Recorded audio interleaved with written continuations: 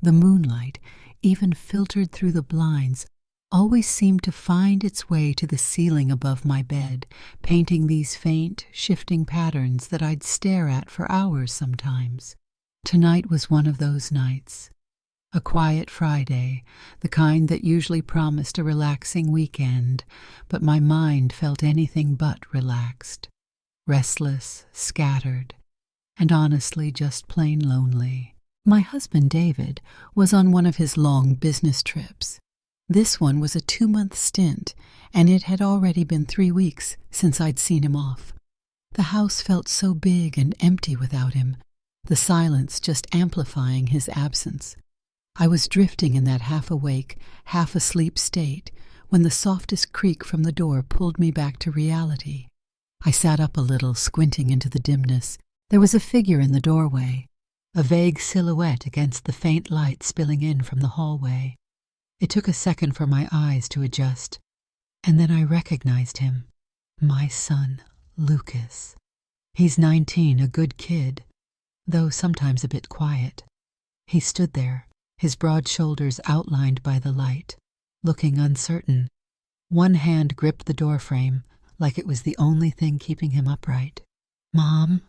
His voice was soft, almost a whisper, thick with hesitation. I rubbed my eyes, my heart doing that little tightening thing it does when you sense something's off with your kids. "Lucas? What's wrong, honey?" I asked, trying to keep my voice calm. He didn't answer right away. Just stood there, frozen, his shadow stretching long and distorted across the room. After a moment that felt like an eternity, he finally stepped inside. His bare feet made these soft, almost hesitant thuds on the carpet. The way he moved, so uncharacteristically unsure, made the atmosphere in the room feel heavier, like the air itself had thickened. I couldn't sleep," he murmured, his voice barely above a whisper. I glanced at the digital clock on my nightstand. 2:14 a.m. Lucas wasn't the type to wake me unless something was really bothering him. A knot tightened in my chest. I swung my legs over the side of the bed and gestured for him to come closer. "What's going on, sweetie?" I asked gently. He hesitated again, then slowly sat down on the edge of the bed, his posture stiff, his hands clasped tightly in his lap. He kept his eyes fixed on the floor, and the tension radiating off him was almost palpable. "Lucas, you can talk to me," I said softly. "Whatever it is, I'm here." He let out a shaky breath, his fingers nervously fiddling with the hem of his t-shirt. It's hard to explain," he finally said, still not looking at me. "I've been feeling something. I've been feeling different, and I don't know what to do about it." His words sent a wave of unease washing over me. I leaned forward slightly, trying to keep my voice steady despite the knot that was now firmly lodged in my stomach. "Different how, honey?" He finally looked up at me then, his eyes searching mine with an intensity I wasn't prepared for. "It's about someone," he said, his gaze unwavering. "Someone I've been thinking about a lot. Someone you're not going to expect." A brief flash of relief flickered through me. Maybe it was about a girl at school. Some crush he didn't know how to handle. Lucas had always been a bit shy about his emotions, keeping them bottled up until they threatened to spill over. "Okay," I said, offering him what I hoped was a reassuring smile. "Who is it? Someone from school?" He shook his head quickly, his gaze dropping again. "No," he whispered, barely audible. "It's not someone from school." "Then who?" I asked, my voice soft, but my chest was starting to tighten with a strange unease. "Lucas, you can tell me whatever it is. We'll figure it out." He took a deep breath, his chest rising and falling as if he were gathering every ounce of courage he possessed. When he spoke again, his voice trembled, just a little. "It's you, Mom," he finally said, his eyes locking onto mine. "It's always been you." The words hit me like a physical blow, taking the air clean out of my lungs. For a moment, I couldn't speak, couldn't think. My mind raced, trying to comprehend what he had just said, but the sheer weight of it left me reeling. "Lucas," I began, my voice faltering. What are you saying?" He stood up abruptly, pacing the small space between the bed and the dresser like a caged animal. His hands ran through his hair, tugging at the strands as if he were trying to physically pull the words back into his mind. "I know how it sounds," he said quickly, his voice strained. "I know it's wrong, but I can't help it. I've tried, Mom. I've tried for so long to push it away, to ignore it, but it's always there." I just stared at him, my heart pounding so loudly in my ears that I could hardly hear his words. "Lucas, this isn't—" "Don't tell me it's not real," he interrupted, his voice cracking. "I know what I feel. I've never felt this way about anyone else. It's not just admiration or some stupid crush, it's something much deeper." "Lucas," I said, my voice trembling now, "you're my son. What you're feeling, it's not love. It's something else." "It is love," he almost shouted, his voice raw with emotion. "You're everything to me, Mom. You're the only one who's ever understood me, the only one who's ever made me feel like I'm worth something. How can that not be love?" Tears stung my eyes as I tried to process his words. My son, my sweet boy, whom I had raised and loved without condition, was revealing feelings I couldn't understand, feelings I couldn't return. And yet, something stirred within me. Now, looking back, I think I didn't fully acknowledge it at the time. I think I tried to ignore it, to chalk it up to shock and confusion. "Lucas," I said gently, reaching out and placing a hand on his arm. His skin felt warm beneath my fingers. "These feelings, they'll pass, honey. I promise you they will. And when they do, you'll see things more clearly." "What if they don't?" he whispered, his voice breaking. "What if this is who I am? What if this is how I'm meant to feel?" My throat tightened, and for a brief moment I was speechless. I didn't have the answer he was desperately searching for, and I didn't know how to ease the visible pain in his eyes. All I could do was cling to the hope that with time, clarity would come and this moment wouldn't define us. "You're not alone in this," I finally said, my voice shaky but trying to sound firm. "We'll get through it, Lucas, together." He looked at me for a long time, his gaze filled with a vulnerability that made my heart ache. "I don't want to lose you, Mom," he said quietly. "I can't lose you." "You won't," I reassured him firmly, squeezing his arm. "No matter what, I'll always be here." A thought popped into my head, a strange mix of comfort and something else. "You know what? Why don't you just join me tonight? Maybe it will help a little," I suggested as I settled back against my pillows. He nodded slowly and climbed into the bed. I pulled the covers up around him and instinctively pulled him close, feeling that unfamiliar stirring inside me. I didn't mention it, of course, just said, "Good night, sweetie," as he offered me a small, tired smile. The silence that followed was heavy, but not unbearable. It was the kind of silence that held fragile yet sincere promises. As he finally closed his eyes, I felt a flicker of hope. Hope that we could somehow navigate this storm, no matter how impossible it seemed. But deep down, a small, unsettling voice whispered that this was only the beginning. And I was right. A night like this would come again, maybe ending in a completely different way. Tonight, nothing more happened, but I knew, with a certainty that chilled me, that more was on the way. Because love, especially love as complicated as ours, doesn't fade quietly.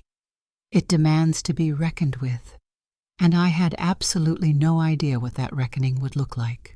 The morning after Lucas's confession felt surreal. The usual quiet of the house had transformed into this suffocating weight, pressing down on me with every breath I took. Every corner, every familiar object seemed to vibrate with the unspoken tension that hung between us like a thick fog.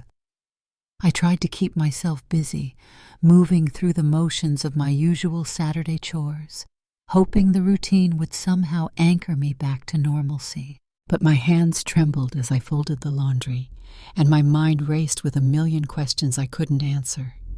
What did this mean for us? For him? For me? The sudden clatter of a chair scraping against the kitchen tiles startled me from my thoughts. Lucas was sitting at the table, staring intently into a bowl of cereal that looked as untouched as my cold coffee on the counter. His hair was disheveled, his eyes heavy with exhaustion.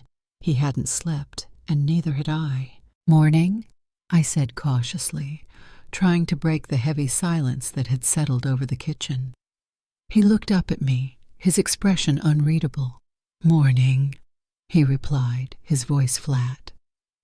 I poured myself a fresh cup of coffee, the sound of the liquid filling the mug seeming much louder than it should have been in the quiet room. I sat down with him at the table, the distance between us feeling both too far and yet somehow too close. For a long moment, neither of us spoke. The air was thick with everything that had been left unsaid the night before. Finally, I took a deep breath and broke the silence.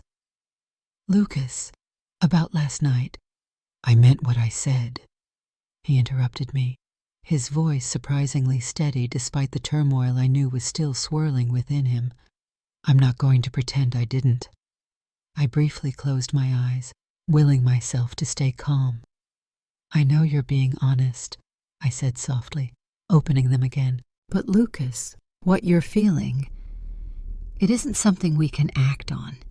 It's not something we should act on." He leaned back in his chair, his hands gripping the edge of the table so tightly his knuckles were white. "Why not?" he asked, a hint of frustration creeping into his voice. "Why does love have to follow all these rules and boundaries? Isn't love supposed to be free?" I took another deep breath, searching for the right words, the words that would make him understand without crushing him. "Love isn't just about what we feel, Lucas," I replied, trying to keep my tone gentle but firm. "It's also about what's right, what's best for everyone involved. And this, what you're saying, it could hurt both of us, deeply." He looked away, his jaw clenching. "I don't want to hurt you, Mom," he said quietly, his voice barely above a whisper. "That's the last thing I want." "I know," I said, reaching across the table to place my hand over his. His hand felt cold and tense beneath mine. "And I don't want to hurt you either. That's why we have to handle this carefully. We need to find a way to move past this." His fingers tightened around mine, and for a brief moment, I saw the boy he used to be. The little boy who would hold my hand when he was scared, the one who looked to me for comfort and guidance. But this was different. The way he looked at me now, it held a depth and intensity that the little boy's gaze never had. "I don't know if I can move past it," he whispered, his voice barely audible. "But I'll try. For you." Tears welled up in my eyes, and I gave his hand a gentle squeeze. "That's all I ask, honey. Just try." The days that followed were a blur of awkward conversations, strained smiles, and a forced normalcy that felt anything but normal. Lucas kept his distance, retreating to his room for hours on end or spending long stretches of time out of the house with friends. I told myself it was for the best, that the space would give him time to work through his feelings, to process everything that had happened. But the truth was, I missed him. I missed the easy rapport we'd shared before everything changed that night. Even though we continued to sleep in the same bed every night, a habit born out of comfort and routine after David left, I felt a vast, invisible distance growing between us. It was like there was an unspoken wall, built of his confession and my reaction, that separated us even when we were just inches apart. One evening, as I was in the kitchen preparing dinner, I heard the front door open and then softly click shut. Lucas walked into the kitchen, his hair damp from the late afternoon rain. He paused just inside the doorway, looking at me as if he were trying to decide whether to say something or just retreat to his room. "Hey," I said, trying to keep my tone light and casual. "You're just in time. Dinner's almost ready." He didn't respond immediately. Instead, he walked over to the counter and leaned against it, his arms crossed over his chest. He looked thoughtful, almost troubled. I've been reflecting," he finally spoke, his gaze fixed on some point just over my shoulder. I turned off the burner under the simmering tomato sauce and faced him, my heart doing that familiar little flutter. "About what?" I asked, trying to sound nonchalant. "About us," he replied, his gaze finally meeting mine, unwavering and intense. "About what I said that night." I swallowed hard, bracing myself for whatever was coming next. Of course, I thought. Which night else would he be talking about? "Lucas, I thought we agreed." "I know," he interrupted, his voice quiet but firm. "But I'm not here to argue, Mom. I need to get this out." I nodded slowly, signaling for him to continue. My hands felt clammy, and I wiped them nervously on my apron. "I've been trying to figure out what to do with these feelings," he said, his voice still quiet, but laced with a raw honesty that tugged at my heart. "And I've realized something. I don't want to lose what we have, Mom, even if it's not exactly how I want it to be. I'd rather have you in my life as my mom than risk losing you completely." A wave of relief washed over me, so potent it almost made me weak in the knees, but it was mixed with a deep sadness that resonated in his voice. "Lucas," I said softly, stepping closer to him, "you're not going to lose me. I promise you. No matter what, I'll always be here for you." He nodded, his lips pressed into a thin, tight line. "I know," he said, his voice barely a whisper. "But it's hard, Mom. Really hard." I stepped closer still, reaching out to place my hand on his arm. He didn't pull away this time. "It's going to take time, honey," I said gently, my fingers squeezing his arm reassuringly.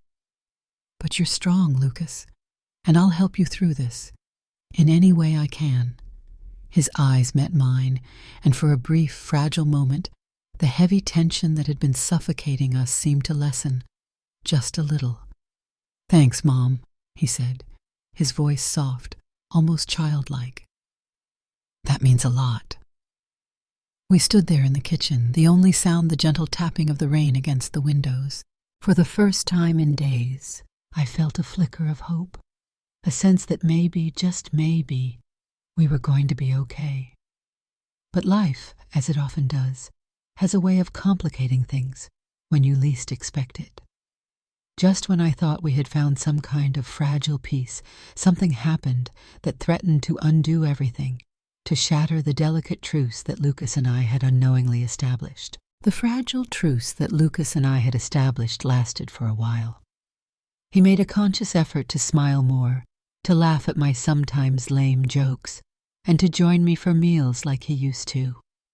I clung to those moments, those small glimpses of our old life, trying to convince myself that things were indeed getting better, that we were slowly but surely finding our way back to solid ground. But late at night, when the house was finally quiet, and I was alone with my thoughts, the weight of his confession still lingered, a heavy presence in the stillness.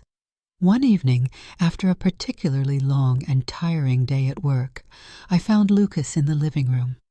He was sitting on the couch, staring blankly at the television screen. The canned laughter from some old sitcom echoed awkwardly in the otherwise silent room. He looked up when I walked in, his expression unreadable, a familiar guardedness back in his eyes. "Are you okay, honey?" I asked, settling down on the couch beside him, leaving a little space between us. He just shrugged, his gaze returning to the flickering images on the screen. "Yeah, just thinking." I hesitated, unsure whether to press him or just let it go. After a moment of silence, he let out a soft, humorless laugh. "What aren't I thinking about, Mom?" My stomach twisted. "Lucas, I thought we were moving past this." "I'm trying," he said quickly, turning his head to look at me. "I really am. But it's not that simple, you know. You can't just turn off feelings like a switch." "I know," I replied, my voice gentle. "And I don't expect you to. But we need to keep working on this, for both our sakes." He turned toward me fully then, his eyes searching mine with that same intense gaze from the night of his confession. "Have you ever thought about it?" he asked, his voice low, almost a whisper. "About us?" My heart skipped a beat. "About what it would be like if things were different." I froze, his question taking me completely by surprise. "Lucas," I started, my mind racing, trying to find the right words, the safe words. "Don't lie to me, Mom," he said, his tone more pleading than demanding. "Just tell me the truth." I looked away, my thoughts a tangled mess. The truth was complicated, tangled in emotions I didn't fully understand, emotions I had been desperately trying to suppress. Of course, I had thought about it. How could I not, after what he'd said? But acknowledging those thoughts, even to myself, felt like crossing a line I wasn't sure I could ever come back from. "It doesn't matter what I've thought," I said, forcing my voice to remain calm and even. "What matters is doing the right thing. And this isn't right, Lucas." He sighed, running a hand roughly through his already messy hair. "I know you think that. But what if—" "No," I said firmly, cutting him off before he could finish the sentence. "There is no what if. We're not having this conversation." He stared at me for a long moment, his face a mixture of frustration and a deep, palpable sadness. "You're scared," he said quietly, his voice flat. "Yes." I admitted it to myself. I was scared, but I couldn't tell him the real reason why. "Yes, Lucas," I said out loud, meeting his gaze. "I am scared. Because this isn't just about you or me. It's about everything we've built, everything we stand to lose." But I was lying, at least partially. I was scared. He was right about that. But for a reason I couldn't voice. I was scared to tell him that for the past few days, maybe even weeks, I had felt something too. Something confusing. Something I was afraid to even acknowledge within the deepest corners of my own heart. He didn't say anything, and the silence that followed felt deafening. Finally, he stood up, his movements stiff and deliberate. "I'm going for a walk," he said, heading for the front door. "Lucas," I began, but he was already gone, the door clicking shut behind him. The hours dragged on, each minute feeling like an eternity. I sat by the living room window, watching the street, my worry growing with each passing moment that Lucas hadn't returned. The rain had stopped, but the air still felt heavy and damp. It wasn't until nearly midnight that I finally heard the familiar sound of the front door opening. I rushed to the entryway, relief flooding through me as I saw him step inside, drenched from what must have been a downpour. "Lucas, where have you been?" I asked, my voice trembling with a mixture of relief and lingering anxiety. "Walking," he said simply, shaking the water from his hair like a wet dog. I grabbed a towel from the bathroom and handed it to him. "You're going to get sick," I said, my concern spilling over into a touch of irritation. "You can't just disappear like that, honey." He sighed, running the towel over his face. "I needed to clear my head, Mom." "And did it help?" I asked, crossing my arms over my chest. He looked at me then, his eyes dark and unreadable in the dim light. Not really. Something in his tone, in the way he avoided my gaze, made me hesitate. I stepped closer, lowering my voice. Lucas, we can't keep going on like this. It's breaking both of us. I know, he murmured, his voice barely audible. But I don't know how to stop, Mom. Maybe we need help, I suggested tentatively. Someone to talk to, like a therapist? His lips twisted into a bitter grin. You think a therapist will understand this?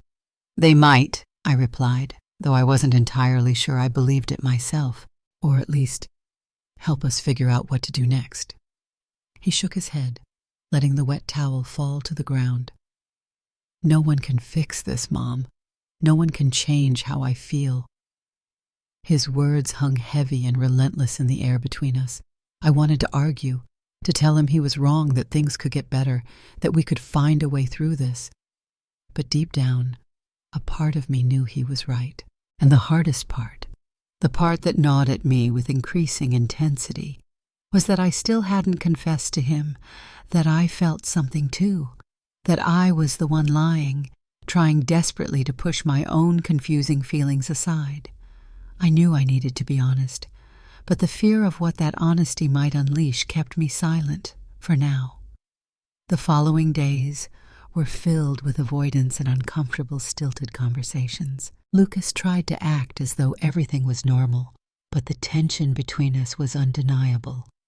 Every interaction felt like walking on a tightrope, and I couldn't shake the feeling that something was about to break, that the fragile balance we were trying to maintain was about to shatter, that something finally did break one evening while we were cleaning up after dinner. Lucas had been unusually quiet all day, his movements stiff and deliberate as he helped me load the dishwasher. He leaned against the counter watching me, and then suddenly spoke, breaking the heavy silence that had settled over the kitchen.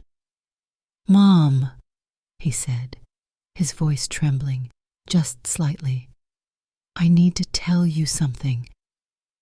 I turned to look at him, my heart racing in my chest. "What is it, honey?" I can't do this anymore," he said, his voice shaking more noticeably now. "I can't keep pretending everything's fine." "Ooh. Lucas, we've talked about this," I started, but he shook his head, cutting me off. "No, you don't get it," he said, his voice rising with a desperate urgency. "I can't just turn off how I feel, Mom. I can't keep pretending I'm okay when I'm not." "Then what do you want me to do?"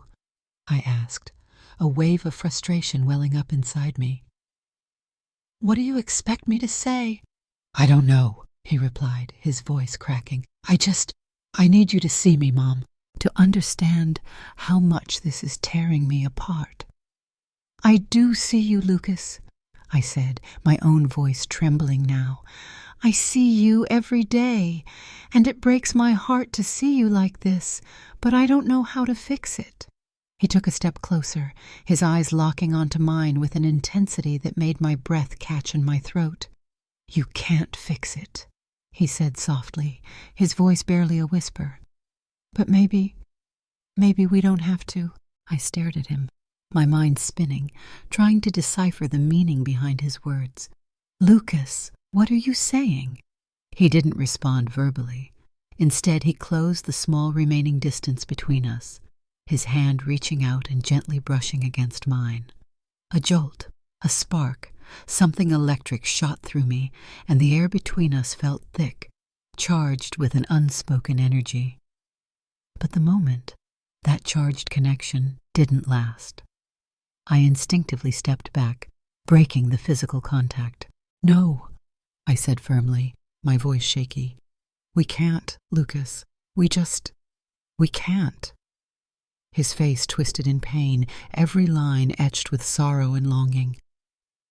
"I'm sorry," he whispered, his voice hoarse, before turning and walking quickly out of the kitchen, leaving me standing there, my heart pounding, the weight of the moment crashing down on me, no matter how much I tried to deny it.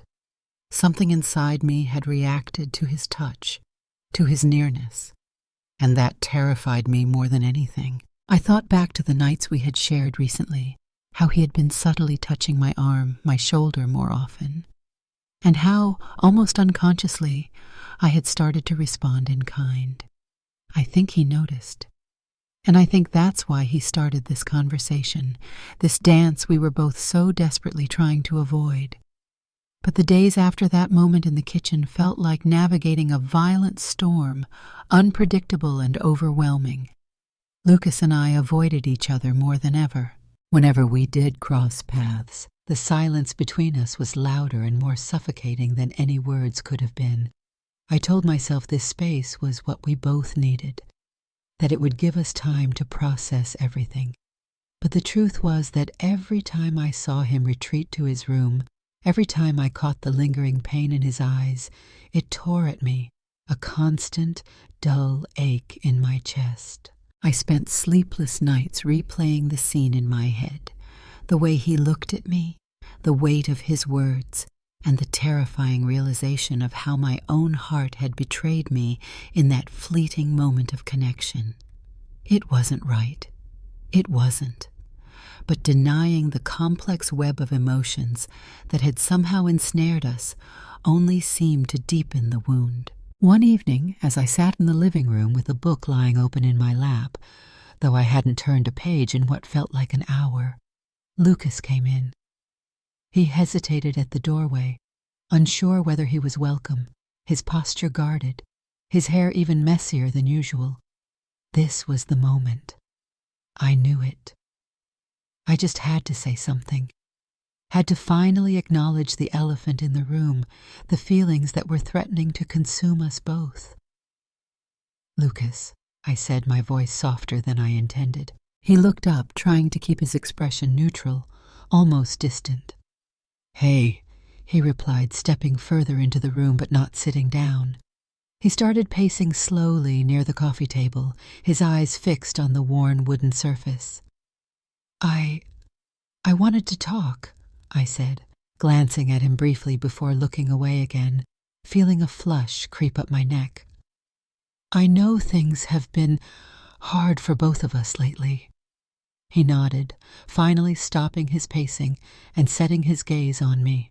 "They have," he agreed, his voice low. "But Mom, I don't want you to think I don't care. I do, more than you know." "I know you care, honey," I said softly. "That's why this is so hard, because no matter how much I try to let go of things, no matter how much I tell myself to just move on, I can't." "Mom," he started, taking a step towards me, but I raised a hand to stop him. "Let me finish," I said, my voice trembling slightly.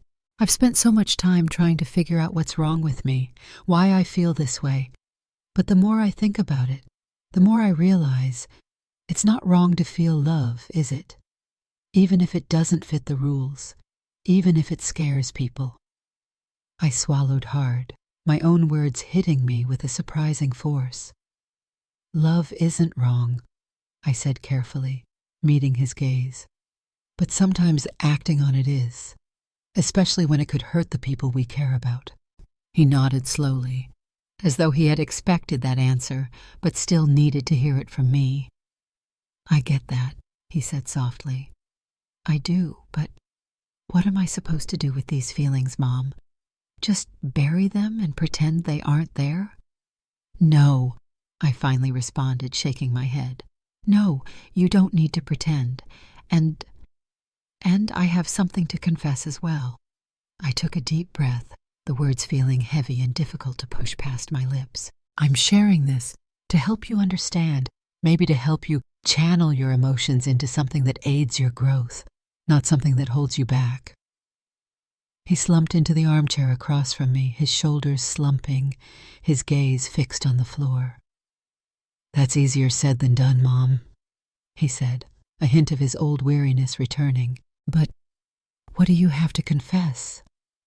"Well, Lucas," I said gently, trying to keep my voice steady despite the nervous flutter in my chest.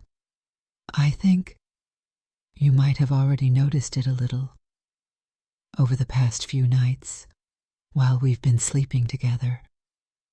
For a moment, he was quiet, his head still bowed. Then, to my surprise, he chuckled softly, a wry, almost sad sound.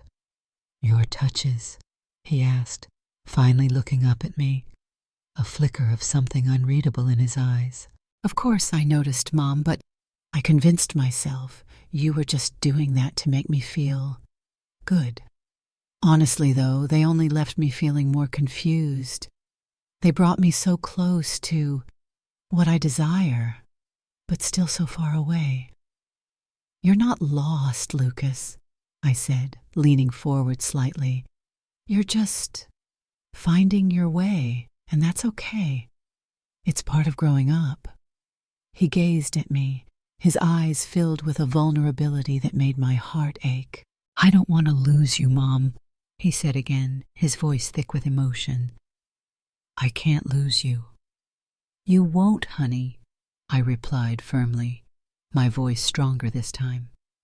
"No matter what, I'm here, and that will never change." In that moment, without him noticing, my own heart was racing in my chest. I still hadn't fully articulated the depth of my own confusing feelings, the truth that those touches weren't just out of maternal comfort, but because of a strange, undeniable pull I felt towards him too. I knew I needed to sort through it, to be honest with myself and eventually with him. "But let me finish what I was saying, Lucas," I continued, trying to steer the conversation back to a point where I could express my own confusing emotions without fully crossing a line I wasn't ready to cross. "Those touches, they weren't just meant to make you feel good. What were they then, Mom?" he asked, his brow furrowed with confusion. "They were because I felt something too," I admitted, my voice barely above a whisper. "In fact, I still feel something, Lucas. Something complicated." I hesitated, searching for the right words. "I was afraid to say it because I'm your mother, and what we feel for each other, it's not traditional. It shouldn't be true, but I can't ignore what I'm feeling." He stayed silent for a long moment, his gaze fixed on mine, a whirlwind of emotions flickering across his face, confusion, surprise, a hint of hope. Then he leaned forward, reaching out and gently placing his hand on my leg, just above my knee. "Lucas," I said softly, my breath catching in my throat. We can't do this. What about your father?" "No one has to know, Mom," he whispered, his eyes pleading, but I saw a flicker of uncertainty deep within them. I moved closer, drawn in by an invisible force, and kissed him. It was a deep, lingering kiss, full of unspoken longing and confusion, but it lasted only a brief moment. I knew deep down that this couldn't happen, not like this, and I sensed that he wasn't entirely sure either. So with a shaky breath, I gently pushed him away. Let's just get some good rest, okay?" I said, trying to sound more confident than I felt. "And we'll talk about this more tomorrow, before your dad gets back." He nodded slowly, though I could feel the lingering tension in the air, thick and heavy. We both went to the bathroom to brush our teeth and get ready for bed, the silence between us punctuated only by the sound of running water. While changing into my pajamas, I offered him a small, strained smile as he washed his face. I went to the bedroom and climbed into bed. For the past few weeks, ever since that first night of his confession, we had been sharing the bed, so it was normal for him to join me a few moments later. He entered the room, and before he reached the bed, I opened the sheets for him to slip in. As I had said earlier, the tension was still there, a palpable presence in the room. Let's just make sure we get some good rest, I repeated softly, trying to reassure both of us. And we'll discuss all this tomorrow, before Dad gets back. Okay, he replied, his voice sounding like he had already resigned himself to the fact that nothing more was going to happen tonight. All right, I said, switching off the bedside lamp, plunging the room into darkness. Good night, honey. I turned away from him, my back to his side of the bed. Good night, Mom, he replied, his voice soft in the darkness. I could feel my mind racing, a chaotic jumble of thoughts and emotions. Minutes stretched into what felt like hours, and my thoughts were scattered and restless. At one point, my foot brushed against his leg, partly on purpose, partly by accident. He didn't pull away, and before I fully realized what I was doing, I had shifted closer, my back now pressed against his. I felt his arm tentatively reach around me, his hand resting gently on my hip. I hesitated for a long moment, every nerve in my body screaming a mixture of caution and something else. Then I let everything else fade away and turned to face him. I kissed him, and what followed went further than just kissing. I won't go into the details of that night, the specifics of what happened, but I allowed myself to let go, to explore the confusing and undeniable connection that had formed between us. For a moment, in the darkness, I felt alive. I could almost forget all the worries and anxieties that had plagued me in the past few weeks. I closed my eyes, letting the moment consume me. For the first time in a long while, I felt truly seen. It wasn't wrong, it wasn't just confusion. In that moment, it felt like love, pure and simple, the kind of complicated love that had somehow, inexplicably, developed between us over the years, blossoming from care, trust, and a deep, perhaps too deep, understanding. That's what I told myself anyway, while we were intimate. But just as quickly as it began, it ended. I suppose it was a bit too intense, too overwhelming for both of us. When Lucas gently pulled back, he looked at me, a soft, almost shy smile on his face. We're okay, right? He whispered. I nodded, a lump forming in my throat, and quietly slipped out of bed, heading to the bathroom, needing a moment to myself. The following weeks were better, even easier in a strange way. Lucas seemed more at ease, more like his old self, although there were still moments when that familiar tension would return, a shadow passing over his eyes. His father came back from his trip, and Lucas started spending more time outside the house, hanging out with friends, picking up hobbies he had abandoned the year before. I immersed myself in my routines, finding a strange comfort in the little daily tasks that kept life moving forward. But as much as I wanted to believe we were healing, that we were finding a new normal, the undercurrent of what had transpired between us lingered, an invisible thread binding us together in a way neither of us could fully escape. To this day, I haven't told my husband about what happened that night, or the nights that followed, and Lucas and I haven't really discussed it since, not in any real, meaningful way. I'm not sure what to do or what to think. So I'm putting this out there, sharing my story.